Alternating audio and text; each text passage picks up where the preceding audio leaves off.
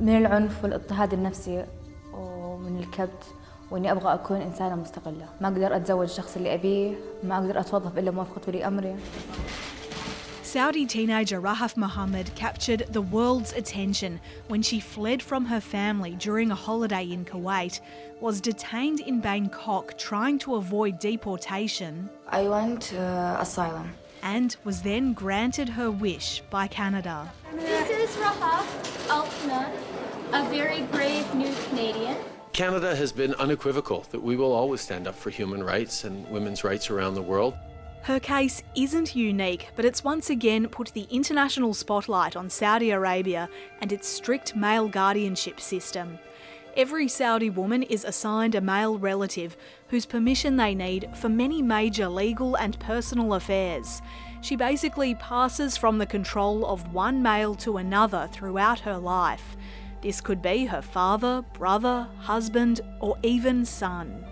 It should be the right of every Saudi woman to live freely and with dignity in her own country. And that's why this is the time to look closely at this guardianship system in Saudi Arabia, which controls almost every aspect of every woman and girl's life in Saudi Arabia from birth to death. The current system means women need permission for things like travelling outside the country, marriage and divorce, leaving prison, and in some instances, education, employment and receiving medical care. There are also many other restrictions placed on women, including dressing modestly, not socialising with men who aren't related, not swimming in public, and men and women are usually segregated in public. نظام الولاية يحدد للمرأة مصيرها، إيش ممكن تتوظف، إيش ممكن تشتغل، حتى السفر ممنوعة فيه. فإحنا النساء السعوديات نتعامل كأننا قاصرات حتى لو كان عمر المرأة 50 و60. فهذه معاملة جدا سيئة للنساء، ما نقدر نكون مستقلات أو متساويات مع الرجال. Human rights groups and countless activists have pushed for the guardianship to be abolished, saying women can become trapped as prisoners of abusive families. But while there are many critics of the government, many aspects of the system stem from informal practice rather than specific laws. Organic application varies from family to family, but that's not necessarily the government. So, for example, when I was living in the kingdom, I changed work twice, I had 2 bank accounts, I had several cell phone contracts. I never had a guardianship, I never had a guardian authorize any of this. Okay. Absolutely not, but a Saudi woman sitting next to me may have a different experience, but that's not the leadership, that's not the government. There's been a recent focus on women's rights within the country, with Crown Prince Mohammed bin Salman bringing in some reforms for women who can now drive, attend sporting events and play sport in school, run and vote in local elections, enlist in the military, and as of this month they'll now know whether they're being divorced by receiving a text message.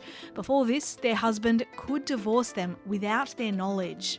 Despite the progress, there are still serious consequences for those who speak out publicly. Since last May, many leading women's rights activists have been arrested and detained, including those who pushed for an end to the driving ban and the guardianship system.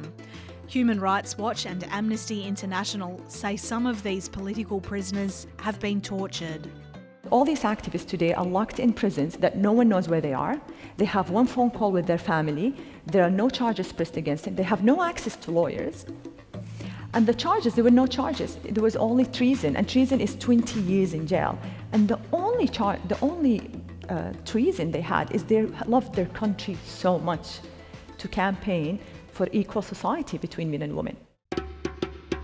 While Rahaf Mohammed managed to make her escape, many others have failed in their attempts, including 24-year-old Dina Ali Lasloum, who in 2017 posted a desperate video on social media at Manila Airport. If my family come, they will kill me. If I go back to Saudi Arabia, I will be dead. Please help me. I'm recording this video to help me and know that I'm real and here. She was taken back to Saudi Arabia by family members and hasn't been heard from since. Women in Saudi Arabia who attempt to make such a escape attempt could, upon return, be subjected to violence, including so-called honor violence or even murder. So let's dismantle this guardianship system. Let's dismantle this form of gender apartheid. Let's tell the Saudi regime we do not buy their lies about emancipating women just because they lifted a ban on driving. Let's listen to the Saudi feminists who for decades have been fighting to be free in their own country. أتمنى أن قصتي تكون إلهام لبعض النساء أنهم يتشجعن ويكونوا أحرار، وأيضاً أتمنى لو أن القوانين تتغير بعد قصتي، خصوصاً قصتي انتشرت على العالم، فممكن هذا يحدث تغيير.